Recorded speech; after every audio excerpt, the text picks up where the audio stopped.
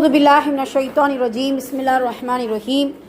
இன்னைக்கு அகீதா இஸ்லாமிய கொள்கையில் இன்ஷா அல்லாஹ் பாடம் 5 பக்கம் 48 குஃப்ரும் ஷிர்கும் என்கின்ற தலைப்பின் கீழ் கொடுக்கப்பட்ட சில முக்கியமான அகீதாக்களை நாம் இன்ஷா அல்லாஹ் பார்க்க போகிறோம். முதல்ல நம்ம அடிக்கடி சொல்கிறது அகீதா என்றால் கொள்கை. இந்த அகீதா என்கின்ற கொள்கையில் ஒரு மனிதன் உறுதியாக இருந்தால் மட்டும்தான் அவன் இஸ்லாமிய மார்க்கம் என்கின்ற அந்த வட்டத்திற்குள் நிரந்தரமாக இருக்க முடியும் அப்படிங்கிறது தான் ஒரு உண்மையான விஷயம். அகீதா அப்படிங்கிறது வந்து ஷரீஅத்துடைய சட்டதிட்டங்களை உள்ளடக்கியது தான் அகீதா. ஏகத்துவ கொள்கை என்ற ஒரு கோட்பாட்டின் அடிப்படையில் இஸ்லாமிய மார்க்கத்தில் அல்லாஹு தஆலா அவன் ஒருவன் வகுத்த ஷரீஅத்துடைய சட்டதிட்டங்களை முழுமையாக நம்புவது தான் அகீதா என்கின்ற கொள்கை அப்படிங்கிறது நமக்கு தெரிய வருது. இதில் பாடம் 5 குஃப்ரும் ஷிர்கும் இதில் இருக்கிறத முதல்ல நம்ம வாசிச்சுட்டு இன்ஷா அல்லாஹ் நம்ம விளக்கம் சொல்லுவோம். குஃபர் ஏற்றுக்கொள்ளாமல் இருப்பதற்கு குஃபர் எனப்படும். ஏற்றுக்கொள்ளாமல் இருப்பதற்கு குஃபர் என்று எனப்படும். இதனுடைய அசல் சொல் பார்த்தீங்கன்னா கஃபர என்றால் நிராகரித்தான், ஏற்றுக்கொள்ளாமல் இருந்தான். அதுக்கு அழகான வார்த்தை நிராகரித்தான். இஸ்லாமில் எந்த விஷயங்களை நம்புவது அவசியமோ அவற்றில் எதனை ஏற்றுக்கொள்ளாவிட்டாலும் அதற்கு குஃப்ர் எனப்படும். முதல்ல எந்தெந்த விஷயங்களை நம்ம நம்பணும் அப்படின்னா ஒரே வார்த்தையில் மறைவான விஷயங்களை முதல்ல நம்ம நம்பணும். நம்ம வெளிப்படையாக பார்க்கும் பொழுது நம்பக்கூடிய விஷயங்கள் இரண்டாவது பட்சம். மறைவாக இருக்கக்கூடிய அல்லாஹ், மலக்கு, வேதங்களுடைய வருகை, அதே போல் சொர்க்கம், நரகம், அதே போல் விசாரணை, மறுமை, இப்படிங்கிற மறைவான விஷயங்களை முழுமையாக என்ன செய்யணும்? மலக்குகள், இவங்களையெல்லாம் நம்ப வேண்டும். இதில் ஏதாவது ஒன்றை நம்ம நிராகரிச்சிட்டோம் அப்படின்னா அதுதான் குஃபர், நிராகரித்தல், ஏற்றுக்கொள்ளாமல் இருத்தல் அப்படிங்கிறதுக்கான அர்த்தம் அப்படிங்கிறத கொடுத்துருக்காங்க. உதாரணம் சொல்கிறாங்க பாருங்க, அழகான உதாரணம். உதாரணமாக அல்லாஹ் தஆலாவின் உள்ளமை, அவனது தன்மைகளில் ஏதேனும் மறுத்தால், மலக்குமார்களை மறுத்தால், அல்லாஹின் வேதங்கள் அல்ல என்று கூறினால், அல்லது குர்ஆன் ஷரீஃபின் ஏதேனும் ஒரு பகுதியை மறுத்தால், நபிமார்களில் எவரேனும் ஏற்றுக்கொள்ள மறுத்தால், நபிமார்களை பொய்யர் என்று கூறினால், விதியை மறுத்தால், மறுமை நாள் கியாமத் உயிர் கொடுத்து எழுப்பப்படுதல், மறுமையில் அனைவரையும் ஒன்று சேர்க்கப்படும் போன்ற நிகழ்வுகளை மறுத்தால், மரணமாவதற்கு பின் மீண்டும் உயிர் கொடுக்கப்படாது என்றோ, வானம் பூமியை அழிக்கும் ஆற்றல் அல்லாஹ்விடம் இல்லை என்றோ, மறுமையில் கேள்வி கணக்கு கேட்கப்படாது என்றோ, சொர்க்கம் நரகம் என்பது மனிதர்களை சந்தோஷப்படுத்துவதற்காகவும் பயமுறுத்துவதற்காகவும் கூறப்பட்டது, உண்மையில் அவை கிடையாது என்றோ கூறினால், குர்ஆனுடைய உறுதியான சட்டங்களில் ஏதேனும் ஒரு சட்டத்தை மறுத்தால், உதாரணமாக தொழுகை, நோன்பு, ஜகாத் முதலிய கடமைகளை மறுத்தால், அல்லது அல்லாஹ்வின் தூதர் ஸல்லல்லாஹு அலைஹி வஸல்லம் அவர்களால் கூறப்பட்ட விஷயங்களை பொய்யாக்கினால், இந்த அனைத்து நிலைகளிலும் அவர் காஃபிராகி விடுவார். அல்லாஹ் அக்பர். எவ்வளவு அழகான விளக்கம். ஆனால் அல்ஹம்துலில்லாஹ் இதில் ஏதாவது ஒரு விஷயத்தை மறுக்காத அளவுக்கு அல்ஹம்துலில்லாஹ் நம்முடைய உள்ளத்தில் ஒரு ஈமான் இருக்குது. அல்ஹம்துலில்லாஹ் இந்த கடைசி வரைக்கும் இந்த ஈமானில் உறுதியாக இருக்கக்கூடிய பாக்கியத்தை அல்லாஹ் கொடுக்கணும். இதில் இந்த மனிதன் சில நேரம் எதில் அவன் தோற்று போகிறான், சில நேரம் எப்படி என்ன சொல்கிறது பலகீனமாகிறா அப்படின்னு சொன்னால் இந்த விதியை குறித்த விஷயத்தில் தான். இந்த கலா கதிர்ங்கிறது ரசூலுல்லாஹ் சஹாபாக்களுக்கு அடிக்கடி சொல்லுவாங்க, உங்களுக்கு கலா கதிரை கொண்டு எச்சரிக்கை செய்கிறேன், அதில் நீங்கள் என்ன செய்யுங்க, முழுமையாக ஈமான் கொள்ளுங்கள். மற்ற மறுமையுடைய விசாரணை, சொர்க்கம், நரகம், மற்ற சட்டத்திட்டங்கள், இதெல்லாம் அல்ஹம்துலில்லாஹ் இந்த சட்டத்திட்டங்கள் கலா கதிரை போல் இந்த சட்டத்திட்டங்கள்லையும் சில நேரம் மனிதன் பலகீனப்பட்டு போயிடுறான். இந்த 2 விஷயம்தான் நம்மளுடைய வாழ்க்கையில் அடிக்கடி நம்மளை பலகீனப்படுத்தக்கூடிய விஷயங்கள். மற்ற எல்லா விஷயங்களையும் நம்ம என்ன செய்வோம், அல்ஹம்துலில்லாஹ் முழுமையாக நம்பக்கூடியவங்களாக தான் இருக்கிறோம். மலக்குமார்களை நம்பி இருக்கிறோம். குர்ஆன் முழுக்க ஈமான் கொண்டிருக்கிறோம், அப்படி தானே?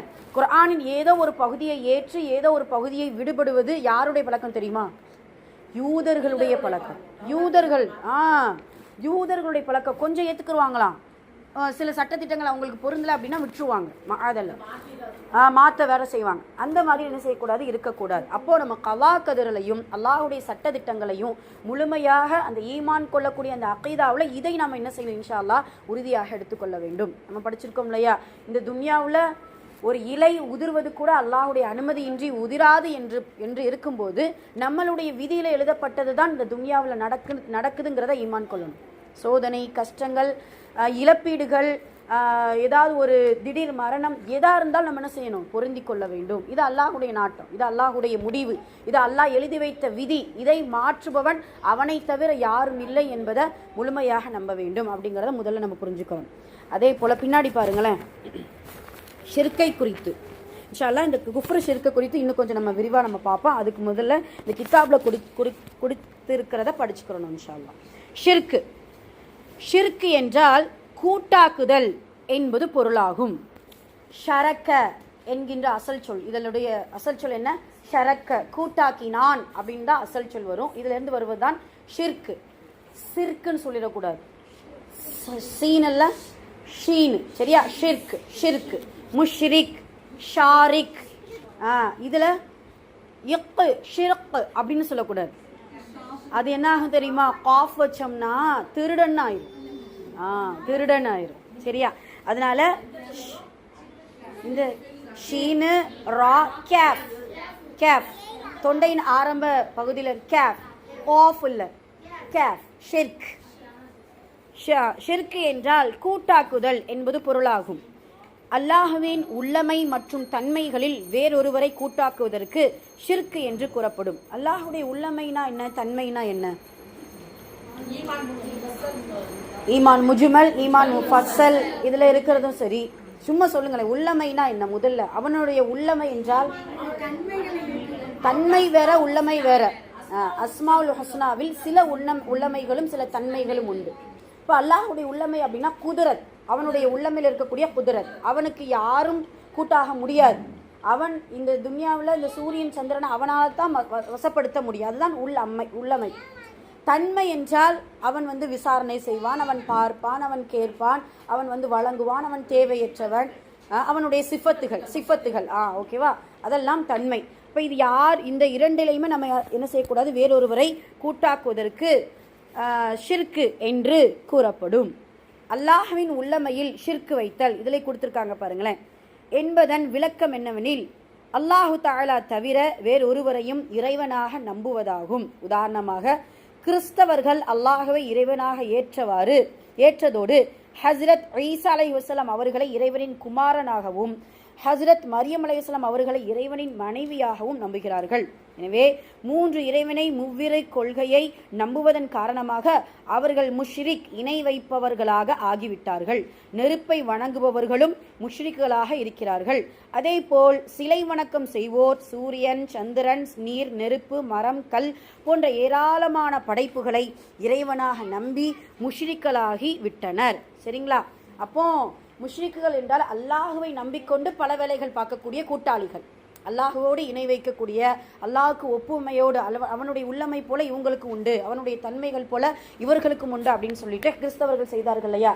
அதே போல யூதர்கள் என்ன செஞ்சாங்க, உஸைர் இப்னுல்லாஹ் அப்படின்னு சொன்னாங்க. மஆதல்லாஹ், உஸைர் அலைஹிஸ்ஸலாம் அவர்களை அல்லாஹுடைய குமாரர், மஆதல்லாஹ் அப்படிங்கிற சுப்ஹானல்லாஹ், அல்லாஹ் தூய்மையானவன் அப்படின்னு சொல்லி யூதர்கள் சொல்ல, கிறிஸ்தவர்கள் ஈசா அலைஹிஸ்ஸலாம் அவர்களை சொல்ல, சில பேர் என்ன செய்கிறாங்க அப்படின்னா அல்லாஹுக்கு பிள்ளைகள் உண்டு, குழந்தைகள் உண்டு, அவங்க தான் மலக்குமார்கள் அப்படின்ட்டு என்ன செய்கிறாங்க சொல்லக்கூடிய நிலைமைகளை நம்ம பார்க்குறோம். அல்லாஹ் பாதுகாக்கணும். அப்போ இது எல்லாமே அல்லாஹுவை நம்பிக்கொண்டு அவனோடு கூட்டாக்கக்கூடிய, அவனோடு இணை வைக்கக்கூடிய வார்த்தைக்கு பேர் தான், இணை வைக்கக்கூடிய அந்த மனிதர்களுக்கு பேர் தான் முஷ்ரிக், ஷிர்க் அப்படின்னு சொல்லக்கூடியது.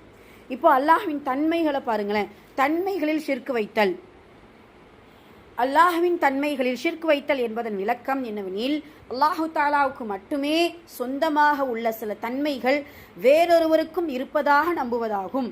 சில தன்மைகள் வேறொருவருக்கும் இருப்பதாக நம்புவதாகும். உதாரணமாக அல்லாஹ் அல்லாத வேறொருவரை இரணம் அளிப்பவர், குழந்தைகளை கொடுப்பவர் என்று நம்புவது, அல்லாஹ்வை போன்றே வேறு ஒருவரை வணக்கத்திற்கு தகுதியானவராக நம்புவது, மேலும் வணக்கத்திற்குரிய ஏதேனும் ஒரு செயலை அவருக்காக செய்வது, மேலும் அவரின் பெயரால் நோன்பு நோற்பது, நேர்ச்சை செய்வது, பிராணியை அறுத்து பலியிடுவது முதலிய காரியங்களை செய்தல் ஆகும். குஃப்ரும் ஷிர்க்கும் தான் பாவங்களிலேயே மிகப்பெரிய பாவமாகும். தௌபா செய்யாமல் இவ்விரு பாவங்களும் ஒருபோதும் மன்னிக்கப்படாது. குஃப்ரு ஷிர்க் வைத்த நிலையில் மரணித்தவர் நிரந்தரமாக நரகில் இருப்பார். குர்ஆன் ஷரீஃபில் ஷிர்க் பற்றி அல்லாஹ் கூறுகிறான், இணை வைத்தவர்களை தவிர மற்ற எல்லா பாவங்களையும் அல்லாஹ் தான் நாடியவருக்கு மன்னித்து விடுவான். குஃப்ரை பற்றி அல்லாஹ் கூறுகிறான், எவர்கள் நிராகரித்து தமது வசனங்களை பொய்யாக்கினார்களோ அத்தகையவர்கள் நரகவாதியாவார்கள், அதிலேயே அவர்கள் நிரந்தரமாக தங்கி இருப்பார்கள் அப்படிங்கிறது அல்லாஹ் தஆலா குர்ஆன்ல எச்சரிக்கையாக சொல்கிறான். சுப்ஹானல்லாஹ். சரி, இப்போ நம்ம என்ன செய்ய போறோம் அப்படின்னா, இந்த குஃப்ருடைய வகைகளை குறித்தும் ஷிர்க்குடைய வகைகளை குறித்தும் நம்ம பார்க்க போறோம். நம்மளுடைய வாழ்க்கையில தெளிவாக இருக்கக்கூடிய குஃப்ரு என்ன, மறைமுகமாக செய்து கொண்டிருக்கக்கூடிய குஃப்ரும் ஷிர்க்கும் என்ன அப்படிங்கிறத பார்த்து இன்ஷா அல்லாஹ் நாம் சரி செய்து கொள்ள வேண்டும். முதல்ல நம்ம இதை பார்க்கறதுக்கு முன்னாடி நம்ம அல்லாஹ்விடத்தில் அதிகமாக அல்லாஹுடைய தூதர் கேட்ட அந்த துவாவை அடிக்கடி நம்மளுடைய வாழ்க்கையில் அந்த துவாவை எடுத்து நடக்கணும். யா முகல்லிபல் குலூபி சப்பித் கல்பி அலா தீனிக். அதே போல உள்ளத்தை புரட்டக்கூடிய இறைவா, உனது மார்க்கத்தில் எனது உள்ளத்தை நிலைபெறச் செய். அற்புதமான துவா. நம்மளுடைய உள்ளம் என்பது அவனுடைய கைவசத்தில் இருக்குது. இந்த கல்பு என்கின்ற வார்த்தைக்கு காஃப் லாம் பா, கல்பு என்கின்ற வார்த்தைக்கு உள்ளம் அப்படிங்கிறது ஒரு அர்த்தம். இதனுடைய விரிவாக்கம் என்ன அப்படின்னா, புரளும் தன்மை கொண்ட ஒரு பொருள், புரளும் தன்மை கொண்ட ஒரு பொருள். இதனுடைய ஷரஹ், இதனுடைய கல்பு என்கின்ற வார்த்தைக்கு புரளும் தன்மை கொண்ட ஒரு பொருள் என்று இதற்கு விளக்கம் சொல்லுவாங்க.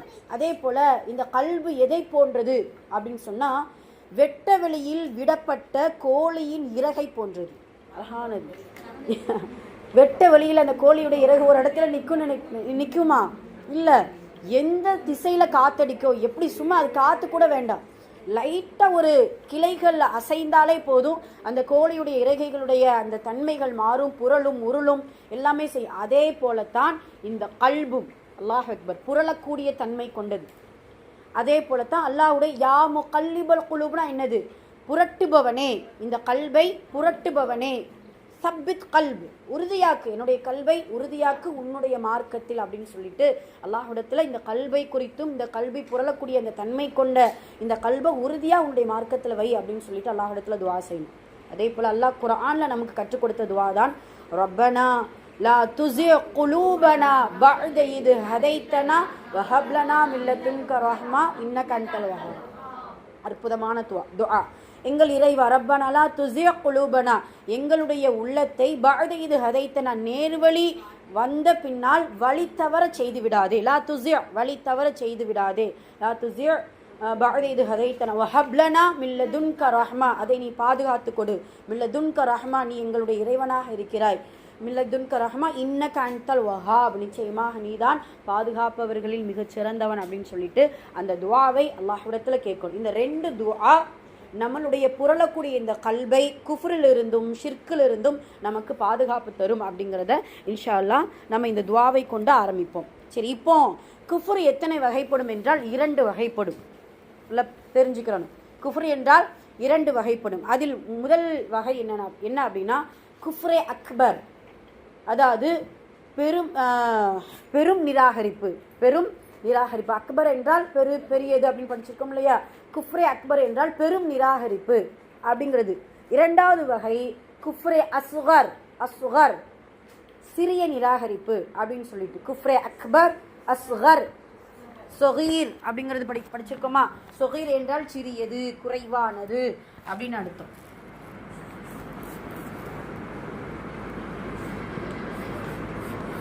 குஃப்ரே அக்பர்,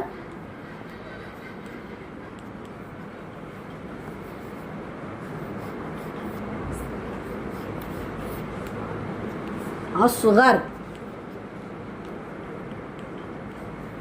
சரிங்களா? குஃப்ர் அஸ்கர், குஃப்ர் அக்பர் அப்படின்னு சொல்லிட்டு 2 வகையாக நமக்கு இந்த குஃப்ரை நமக்கு வகைப்படுத்தி கொடுக்கறாங்க. இதுல ஃபர்ஸ்ட் நம்ம குஃப்ர் அக்பர், பெரும் நிராகரிப்புல ஒரு 5 விஷயம் அடங்கியிருக்கு. பெரும் நிராகரிப்பு, இதை நம்ம செஞ்சிட்டோம் அப்படின்னா அல்லாஹ் பாதுகாக்கணும். அல்லாஹ்வால் பாதுகாக்கப்பட்டவர்களை தவிர இவர்கள் நிரந்தர நரகவாதிகள் அப்படிங்கிறதுல எந்த சந்தேகமும் கிடையாது. அதாவது வெளிப்படையாக தெரியக்கூடிய குஃப்ர், அதற்கு பேர் தான் குஃப்ர் அக்பர். என்னது? ஒன்று, அல்லாஹ்வை பொய்யாக்கியவர்கள் முதல் வகை. உங்களுக்கு புரியுதா? 2 வகையாக நம்ம பிரிச்சிருக்கோம். அது முதல் இதில் 5 கிளைகள் இருக்குது, 5 விஷயங்கள் இருக்குது. அல்லாஹுவை பொய்யாக்கியவன் ஒன்று, அல்லாஹுவை பொய்யாக்கி அவன் மீது இட்டுக்கட்டி சொல்லக்கூடிய செயல்கள் குஃப்ரே அக்பர் ஆகும்.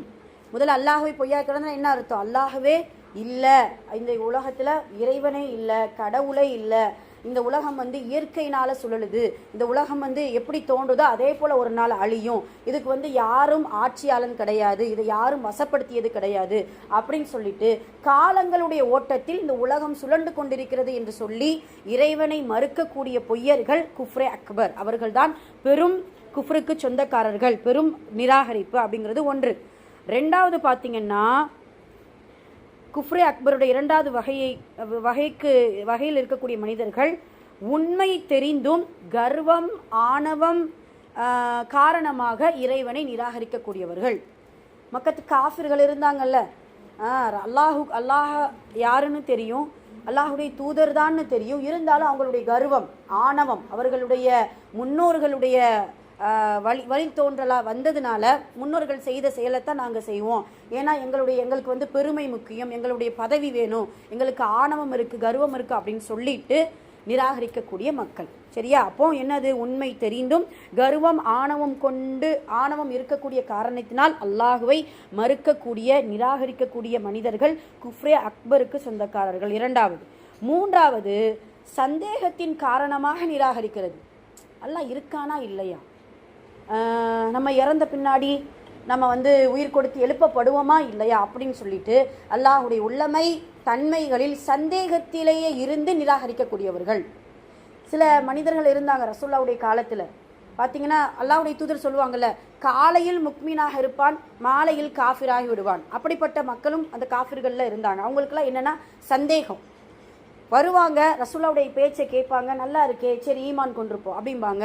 அவங்களுடைய கூட்டத்துக்கு போயிட்டாங்க அப்படின்னா வேண்டாம், இது வந்து ஒரு பொய்யான ஒரு மார்க்கம் அப்படின்னு சொல்லிட்டு சந்தேகத்தில் இருந்து நிராகரிக்கக்கூடிய அந்த மக்கள் தான் குஃப்ரே அக்பர், பெரும் நிராகரிப்புக்கு சொந்தக்காரர்கள்.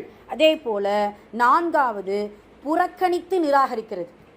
பொய்யாக நிராகரிக்கிறது ஒரு வேற, புறக்கணித்து என்றால் என்ன செய்வாங்க? வேணுமெனே அவங்க தெரியும், எல்லாம் தெரியும், அவங்களுடைய தௌராத் வேதத்தில் அவங்களுடைய வேதங்கள்லையும் ஈமான் கொண்டிருப்பாங்க, எல்லாம் செஞ்சுருப்பாங்க, இருந்தாலும் அல்லாஹுடைய தூதர் மீது கொண்டுள்ள கோபம், இந்த இஸ்லாமிய மார்க்கம் வளருது, இந்த இஸ்லாமிய மார்க்கத்தில் நம்மலாம் அடிமையாக வச்சவங்களெல்லாம் இந்த அல்லாஹுடைய தூதர் வந்து பெரிய பெரிய பதவியை கொடுத்து ரொம்ப கண்ணியமானவராக ஆக்குறாரு அப்படின்னு சொல்லி புறக்கணித்து நிராகரிக்கக்கூடிய அந்த காஃபிர்கள் குஃப்ரே அக்பர். ஏற்றுக்கிறோம், ஜிப்ராயில் கொண்டு வந்தால் நாங்கள் என்ன செய்ய மாட்டோம், ஏற்றுக்க மாட்டோம்னு சொல்லக்கூடிய புறக்கணித்து நிராகரிக்கக்கூடிய மனிதர்கள் பெரும் நிராகரிப்புக்கு சொந்தக்காரர்கள். ஐந்தாவது, நயவஞ்சகத்தின் காரணமாக நிராகரிப்பது. அப்படிதான் இருந்தாங்க நயவஞ்சகர்கள், முனாஃபிக்குகள், அவர்களும் குஃப்ரை சார்ந்தவர்கள் தான், அவர்களும் குஃப்ரே அக்பருக்கு சொந்தக்காரர்கள் தான் அப்படிங்கிறது நமக்கு ஐந்தாவது விஷயமாக நமக்கு தெரிய வருது. ஆக இந்த 5 வகையில் இருக்கக்கூடிய மனிதர்களாக யார் இருக்கிறார்களோ அவர்கள் தான் குஃப்ரே அக்பர், பெரும் நிராகரிப்பில் உள்ளவர்கள் அப்படிங்கிறத நமக்கு இதில் சொல்கிறாங்க. அதுக்கப்புறம் குஃப்ரே அஸ்கர். குஃப்ரே அஸ்கர் என்றால் சிறிய நிராகரிப்பு.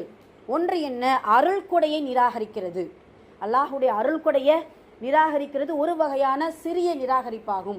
இந்த ரெண்டுலையுமே நம்ம என்ன செய்யணும்? முழுமையாக கவனம் செலுத்தணும். பெருசில் இதில் நம்ம செய்ய மாட்டோம், அல்ஹம்துலில்லாஹ், புறக்கணிக்க மாட்டோம், நயவஞ்சகன் இதெல்லாம் இருக்க மாட்டோம். இதில் வரக்கூடிய சில விஷயங்களில் நம்ம என்ன செஞ்சிடறோம்? பலகீனப்பட்டு போயிடுறோமா? அதெல்லாம் பாதுகாக்கணும். அதில் ஒன்று தான் அருள் கொடை நிராகரிப்பது. இதை இப்போ நம்ம எப்படி புரிஞ்சுக்கிறலாம்? பனு இஸ்ராயேல் மக்கள் நிராகரிச்சாங்களா? அல்லாஹ்வுடைய அருள் கொடை நிறைய கொடுத்தாங்க, நிறைய அல்லாஹ் கொடுத்தான். இருந்தாலும் அப்பப்போ என்ன செஞ்சிரு? அருள் கொடை அனுபவிப்பாங்க, ஆனால் அல்லாஹ் கொடுக்கலங்கிறதை ஒரு சில நேரம் தர்க்கிக்கிறது. சொன்னாங்க இல்லையா, மனு செல்வா உணவு. அதே போல் இது இந்த காரன் சொன்ன மாதிரி, நான் இது அல்லாஹ் கொடுத்ததில்லை, நான் சம்பாதித்தியம் பண்ணது, ரைட்டா, சம்பாதித்தம் பண்ணது அப்படின்னு சொல்லிட்டு சம்பாத்தியம் பண்ணது அப்படின்னு சொல்லிட்டு என்ன செய்வாங்க? நிராகரிக்கிறது. அப்போ அருள் கொடையை நிராகரிப்பதும் ஒரு வகையான குஃப்ரே அஸ்கர், சிறிய நிராகரிப்பு அப்படிங்கிறத அல்லாஹு தாலா குர்ஆனில் சொல்கிறார். இது எல்லாமே குர்ஆனில் சொல்லப்பட்ட விஷயம். இதில் லிஸ்ட் நம்பரோட இன்ஷா அல்லாஹ் நம்ம பதிவு பண்ணியிருக்கோம். லிஸ்ட் நம்பர் கொடுக்கவா? இன்ஷா அல்லாஹ் நம்ம இதை பார்த்துக்குறோம், குர்ஆன்லேயே ஸ்ட்ரைட்டாக பார்த்துக்குறோம். இதில் மட்டும் எடுத்துக்கிறோம். ரெண்டாவது, ஒரு முஸ்லீமை கொலை செய்வதும் குஃப்ரே அஸ்கர். ஒரு முஸ்லீமை கொலை செய்வது கூட குஃப்ரே அஸ்கர் ஆகும் அப்படிங்கிறத நபி ஸல்லல்லாஹு அலைஹி வஸல்லம் அவர்கள் நமக்கு சொல்லிக் கொடுத்துருக்கிறாங்க. சிலது ஹதீஸில் வருது, ஹதீஸில் வரக்கூடியது. ஒரு முஸ்லீம் என்ன செய்யக்கூடாது? வேண்டுமென்றே கொலை செய்வது குஃப்ரே அஸ்கர், இதை நிராகரிப்பின் சிறியது அப்படிங்கிறத சொல்கிறாங்க. மூன்றாவது, சண்டையிடுவதும் கூட குஃப்ரே அஸ்கர் ஆகும். சண்டை சும்மா வேணும்னே வம்பு செய்கிறது, சண்டை போடுவது. ரசூலா சொல்லுவாங்க, கழுத்துக்களை வெட்டி கொள்வதின் மூலம் காஃபிராகி விடாதீர்கள். ரசூலா சொல்லக்கூடிய வார்த்தை, கழுத்துக்களை வெட்டி கொள்வதின் மூலம் நீங்கள் காஃபிராகி விடாதீர்கள் அப்படின்னு சொல்லி வேண்டுமென்றே சண்டையிடுவதும் கூட குஃப்ரே அஸ்கர் ஆகும். 3வது. 4வது, அல்லாஹ் அல்லாதவையின் மீது சத்தியம் செய்வது. இது சில நேரம் நம்ம என்ன செஞ்சிடுறோம். அது குர்ஆனாக இருந்தாலும் சரி, குர்ஆன் அல்லாஹ்வுடைய வேதம் தான், ஆனால் அல்லாஹ் அல்லாதது தானே அது. ஸோ குர்ஆன்னாலும் சரி, வேற ஏதாவது வஸ்துக்களினாலும் சரி, நம்மளுடைய பெற்றோர்கள், பிள்ளைகள், மூதாதையர்கள் யார் மீதும் நம்ம என்ன செய்யக்கூடாது, சத்தியம் செய்யக்கூடாது. சத்தியம் செய்ததற்கு தகுதியானவன் யார்? ஏன் தெரியுமா? அவன் தான் நிரந்தரமானவன். மற்ற எல்லா வஸ்துக்களும், சத்தியம் செய்யக்கூடிய எல்லா வஸ்துக்களும் அழியக்கூடியது. ஆனால் அல்லாஹ்வுக்கு மட்டும்தான் அழியக்கூடிய, ஏன்னா அவன் தான் படைத்தான். படைத்த படைப்பின் மீது சத்தியம் செய்வதற்கு அவனுக்கு தான் உரிமை உண்டு, அவனுக்கு தான் அந்த உரிமை உண்டு. அதனால அல்லாஹ் அல்லாதவன் மீது அல்லாதவை மீது சத்தியம் செய்வதும் ஒரு வகையான குஃப்ர் ஆகும், சிறிய குஃப்ர் ஆகும் அப்படிங்கிறத புரிஞ்சுக்கிறோம். ஆக இந்த 4 விஷயம்தான், 5 இல்லை, இந்த 4 விஷயமும் குஃப்ரே அஸ்கருக்கு சொந்தமான விஷயம். சரி, இப்போ குஃப்ரே அக்பருக்கும் அஸ்கருக்கும் என்ன வித்தியாசம்?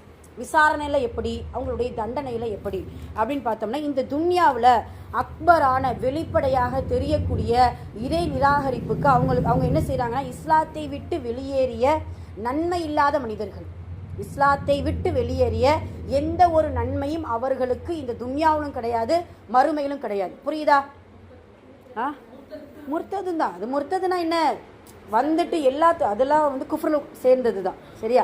அப்போ என்னது, இந்த இஸ்லாம் மார்க்கத்திலிருந்து வெளியேறிய, மார்க்கத்துக்குள்ள இல்லாத அந்த மனிதர்கள் எந்த ஒரு நன்மையும் அடைய மாட்டாங்க. இது அக்பருக்கு. குஃப்ரே அஸ்கருக்கு என்ன அப்படின்னு சொன்னீங்கன்னா, இஸ்லாம் மார்க்கத்திலிருந்து உள்ளே இருந்து கொண்டே, இஸ்லாம் மார்க்கத்தை அவங்க சில நேரம் ஏற்றிருக்கக்கூடிய மனிதர்கள், இருந்து கொண்டே நன்மை இல்லாத மனிதர்கள். புரியுதுங்களா? அக்பர் என்றால் இஸ்லாம் மார்க்கத்திலிருந்து வெளியே போயிட்டாங்க, அவங்க முழுமையாக நிராகரித்த நன்மையே இல்லாத மனிதர்கள் காஃபிர்கள். சில பேர் முஸ்லிம்களாக இருந்து கொண்டும் குஃப்ரே அஸ்கராக செய்து கொண்டிருக்கிறோம். அதெல்லாம் அல்லாஹ்வால் பாதுகாக்கப்படுறதை தவிர அவங்க நம்ம என்ன செய்கிறோம் அப்படின்னா, இஸ்லாம் மார்க்கத்துக்குள்ளே இருக்கிறோம், ஆனால் அவங்களுக்கு நன்மை கிடையாது. அதெல்லாம் தீன் இல்லை, நன்மை கிடையாது, மறுமையில் என்ன செய்யாது, அவங்களுக்கு நன்மை கிடையாது. அதெல்லாம் சரியா? அப்போ இந்த விஷயங்கள்ல ரொம்ப ரொம்ப கவனமாக இருக்க வேண்டும். ஏன்னா அல்லாஹ்வுக்கு பிடிக்காத பெரும் பாவம் என்றால் இறை நிராகரிப்பும் இணை வைப்பும் தான். இருந்து கொண்டு நன்மை இல்லாத மனிதன் இருக்கிறான், ஆனா நன்மை என்ன செய்யாது, அவனுக்கு கிடையாது. அவனுக்கு தோதுவா என்ன செய்ய, பேர் தாங்கி முஸ்லீம், ஆனா அல்லாஹ் அல்லாத மீது சத்தியம் செய்வான், ஆனா சண்டை போடுவான், தேவையில்லாம மக்களை அநியாயமாக கொலை செய்வான். அதே போல் அல்லாஹ்வுடைய நிஅமத்தை மறுத்து தன்னுடைய பெருமைக்காக, இதெல்லாம் முஸ்லீம்கள் கூட செய்து கொண்டு இருக்கிறார்கள். கரெக்டு தானே? முஸ்லீம்கள் கூட செய்து கொண்டு இருக்கிறோமா? அதில் அல்லாஹ்வால் பாதுகாக்கப்பட்டவர்களை தவிர. அப்போ இப்படியான 2 வகையான குஃப்ருக்களில் முழுமையாக கவனம் செலுத்தி இதிலிருந்து இன்ஷா அல்லாஹ் தவிர்ந்து கொண்டால் மட்டும்தான் அல்லாஹ்விடத்தில் அல்லாஹ்வுடைய ரஹமத்துமே கிடைக்கும். மறுமையில் அல்லாஹ் சொல்வான் இல்லையா, உலகம் முழுக்க நீங்கள் பாவம் செஞ்சுட்டு வந்தாலும் இணை வைக்காமல் நீங்கள் வந்தீங்கன்னா நான் என்ன செய்கிறேன், அதை பாவத்தை நன்மையாக மாற்றி கூட உங்களுக்கு நான் மன்னிக்கிறேன். ஆனால் இணை வைக்கக்கூடாது, ஆனால் இறைவனை நிராகரிக்கக்கூடாது. அல்லாஹ் அப்படி சொல்லத்தானே செய்கிறான். சுபஹானல்லாஹ். அடுத்து பாருங்களேன், இது குஃப்ருக்கான விளக்கம். சரியா? இதெல்லாம் தெரிஞ்சுக்கிறதுக்கு தான், தெரிந்து கொள்வதற்கு மட்டும்தான் இந்த கித்தாபில் இருக்குதான் நமக்கு ரொம்ப முக்கியம். சரிங்களா? ஓகே, அடுத்து பாருங்களேன், ஷிர்கை குறித்து நம்ம பேச போகிறோம். இதில் தான் நிறைய முஸ்லிமான மனிதர்கள் வழி தவறி போயிடறான். அதெல்லாம் சரி. ஷிர்கு இதுவும் 2 வகையாகத்தான் நமக்கு சொல்லப்பட்டிருக்கு. தெளிவான இணை வைப்பு, மறைமுகமான இணை வைப்பு.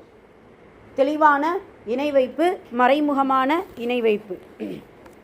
அது என்ன தெளிவான இணை வைப்பு அப்படின்னு பார்த்தோம் அப்படின்னா, 1 அடக்கத்தலங்களை வணங்குவது,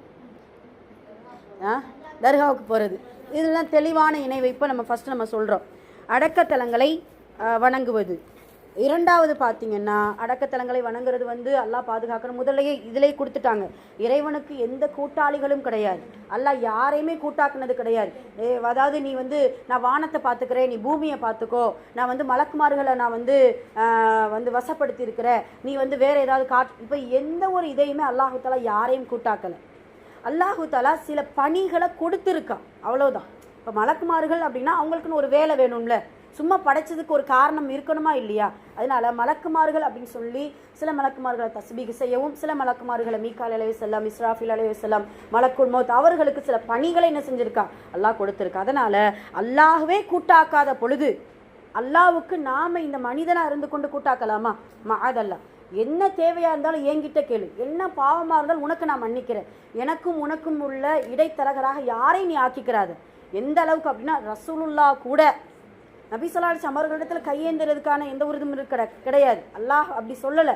அவர்கள் சொல்லக்கூடிய வார்த்தை, உங்களை போன்ற மனிதன் தான் நானும், நீங்கள் எப்படி அல்லாஹ்விடத்தில் தேவையோடு இருக்கிறீங்களோ அதே போல் நானும் தேவையுடையனாக இருக்கிறேன், ஆனால் நான் ஒரு வழிகாட்டியை தவிர உங்களுக்கான ஒரு என்ன சொல்கிறது அல்லாஹுக்கான ஒரு இணையாக நான் என்ன செய்யலை இல்லை அப்படிங்கிறத ரசூலுல்லாஹ் அடிக்கடி சொல்லுவாங்க. அதே போல் சஹாபாக்கள் யாராவது அதிகமாக புகழ்ந்துட்டா கூட, ரசூலுல்லாவை ரொம்ப புகழ்ச்சியின் உச்சத்தில் புகழ்ந்தா கூட ரசூலுல்லாஹ் என்ன சொல்லுவாங்க, ஈசாவை போன்று எங்களை நீ ஆக்கிராதீங்க தோழர்களே, ஈசாவை போல என்ன செஞ்சிடாதீங்க, என்ன நீங்கள் ஆக்கிராதீங்க. ஏன்னா ஈசாவை புகழ்ந்துதான் ஈசா அலைஹிஸ்ஸலாம் அவர்களை புகழ்ந்துதான் அவர்களை கடவுளாக்கிட்டாங்க.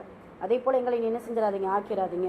அதே போல் அல்லாஹுடைய தூதர் இதை கூட சொல்லி இது கூட என்னென்னா, யூதர்களும் கிறிஸ்தவர்களும் நபிமார்களுடைய வணக்கத்தலங்களை அடக்கத்தலங்களை வணக்கத்தலங்களை ஆக்கிட்டாங்க, அவர்கள் மீது நாசம் உண்டாகட்டும். அதே போல் எங்களை நீ என்ன செஞ்சிடாதீங்க, ஆக்கிராதீங்க அப்படிங்கிறத ரசூலுல்லாஹ் இதில் ரொம்ப கவனமாக இருந்தாங்க. அல்லாஹ் அக்பர். சரி, இதில் அடக்கத்தலம் என்கின்ற அந்த கபரு வணக்கங்களை நாம் இன்ஷா அல்லாஹ் தவிர்த்து கொள்ள வேண்டும். அது எவ்வளோ பெரிய அவுலியாவாக இருந்தாலும் சரி, எவ்வளோ பெரிய இறைநேசராக இருந்தாலும் சரி, அது நமக்கு முற்றிலும் இணை வைக்கக்கூடிய வெளிப்படையான இணை வைப்பாகும்.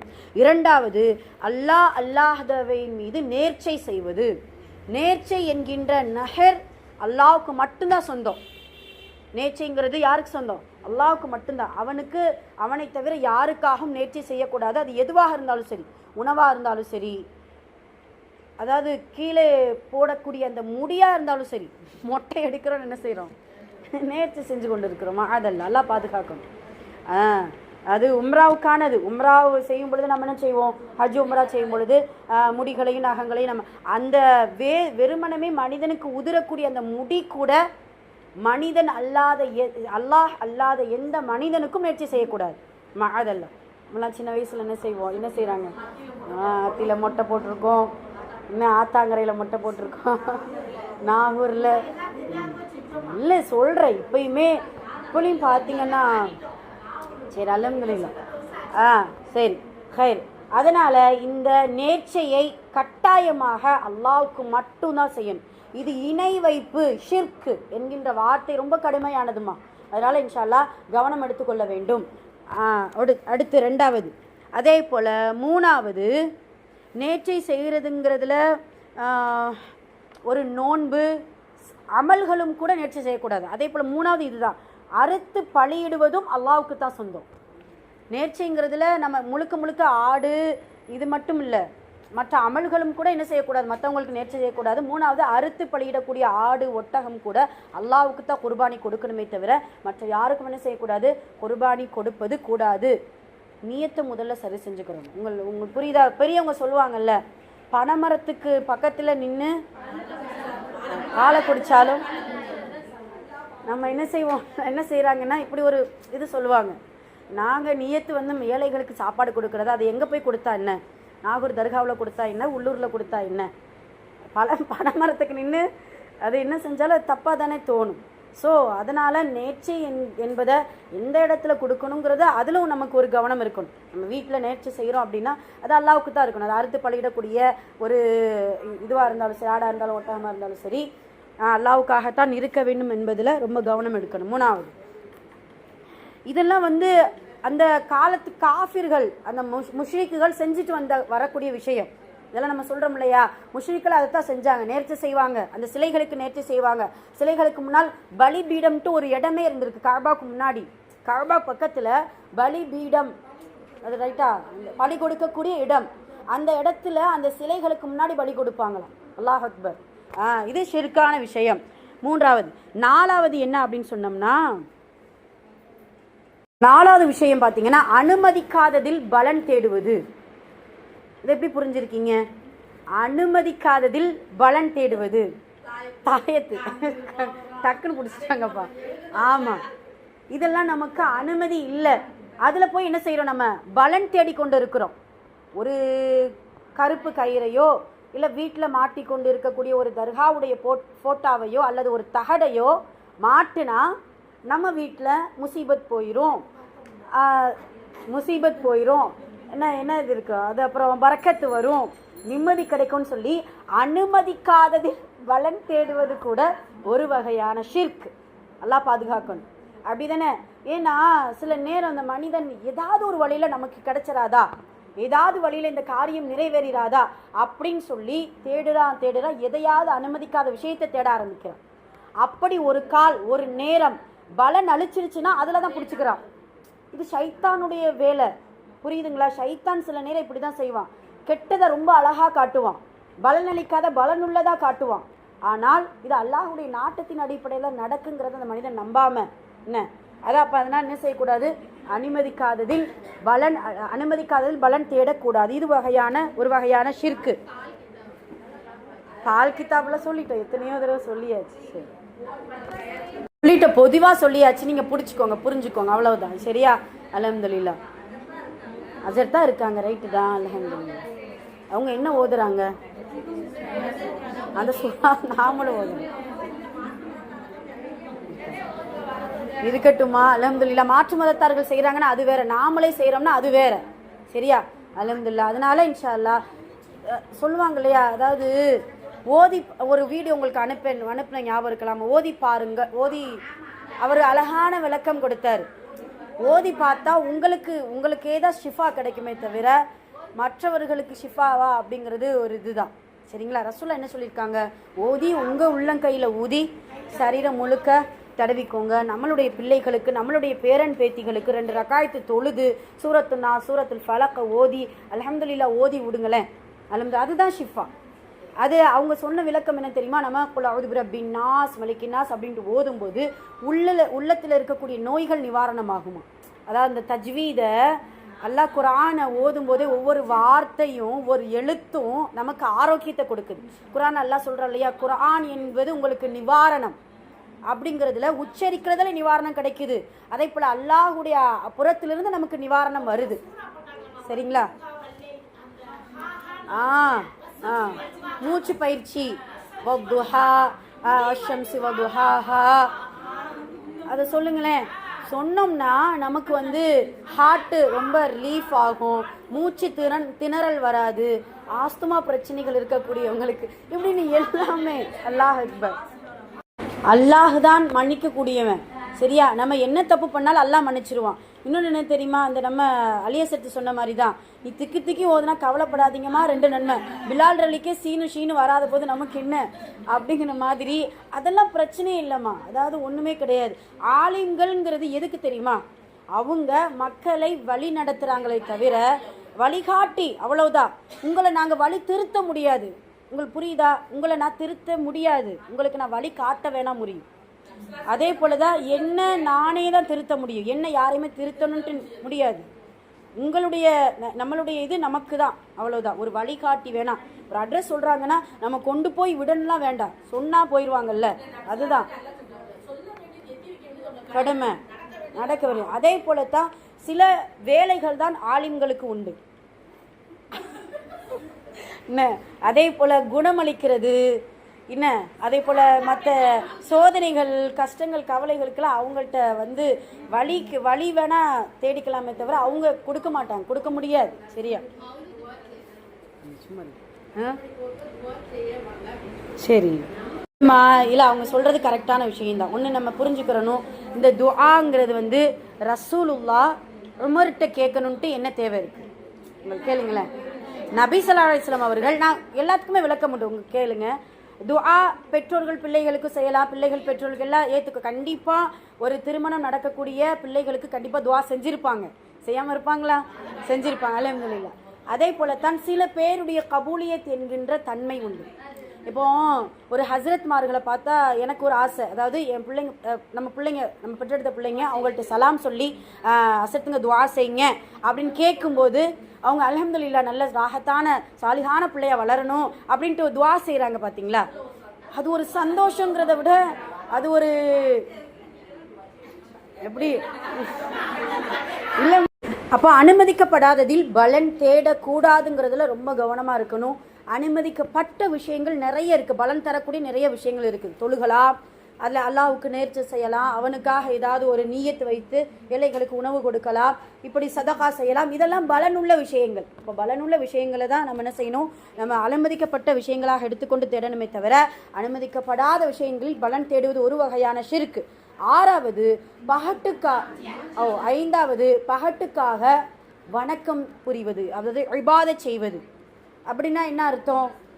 முகஸ்துதிக்காக இஹ்லாஸ் ஓடு அமல் செய்யும் பொழுது அல்லாவுக்கு சேருவது, அல்லாவுக்காக நம்ம செய்யக்கூடிய நன்மைகள் நமக்கு சேரும். அதே இது பகட்டுக்காக முகஸ்துதிக்காக இபாதத் செய்கிறோம் என்றால் அது ஒரு வகையான ஷிர்க். ரசூலுல்லாஹ் சொன்னாங்களே, அல்லாஹ் சஹாபாக்களை உங்களிடத்துல நான் பெரும் ஷிர்க்கை நான் பயப்படலை, சின்ன சின்ன முகஸ்துதியாக இருக்கக்கூடிய ஷிர்க்கத்தை நான் என்ன செய்கிறேன், பயப்படுகிறேன் அப்படிங்கிறத ரசூலுல்லாஹ் சொல்லுவாங்க. அதே போலத்தான் நம்ம செய்யக்கூடிய இபாதத் எதுவாக இருந்தாலும் சரி, நோன்போ, குர்ஆன் ஓதுவதோ, கல்வி கற்றுக் கொடுப்பதோ, கற்றுக்கொள்வதோ, மதரசாக்கு வருவதோ, எல்லாமே அல்லாஹ்வுக்காக இருக்க வேண்டுமே தவிர முகஸ்துதிக்காக எந்த அமலும் செய்வது கூடாது. அது ஒரு வகையான ஷிர்க் அப்படிங்கிறத நம்ம பார்க்குறோம். இது 5வது விஷயம். 6வது என்ன அப்படின்னு கேட்டிங்கன்னா, சகுனம் பார்ப்பது. சகுனம் பார்ப்பதும் ஷிர்க். நம்ம ஏதாவது சாலிகளை படிச்சிருக்கோம் இல்லையா? 70,000 பேர் கேள்வி கணக்கின்றி சொர்க்கம் செல்லக்கூடிய அந்த கூட்டத்தில் இருக்கிறவர்களுக்கு இந்த தன்மை இருக்கக்கூடாது. இந்த தன்மை, சகுனம் பார்க்க மாட்டாங்க, அவங்க அல்லாஹ் மேலே தான் முழு நம்பிக்கை வைப்பாங்க, மந்திரிக்க மாட்டாங்க. இதெல்லாம் என்ன அப்படின்னா ஒரு வகையான செய்தால் ஷிர்கான ஒரு பாவம் நமக்கு கிடைக்கும் அப்படிங்கிறத நம்ம அல்லாஹ் பாதுகாக்கணும். இதிலிருந்து தவிர்த்துக்கிறோம். சகுனம் பார்ப்பது எதுலெல்லாம் நம்ம சகுனம் பார்க்குறாங்க மக்கள்? முதல்ல கால நேரத்தில் சகுனம் பார்க்காங்க. அதுதான் காலம் நேரத்தை, அது அடுத்து ஒரு வார்த்தையாகவே வருது நமக்கு. கால நேரத்தை என்ன செய்யக்கூடாது, சகுனம் பார்க்கக்கூடாது. என்ன சொல்கிறது, அதாவது ஒரு 10:30 மணி, ஒரு 11 மணி, நல்ல நேரம், கெட்ட நேரம், கிழமை, செவ்வாய்க்கிழமை, சனிக்கிழமை, ராகு காலம், கேது காலம், என்னது மேற்க சூழ தெற்க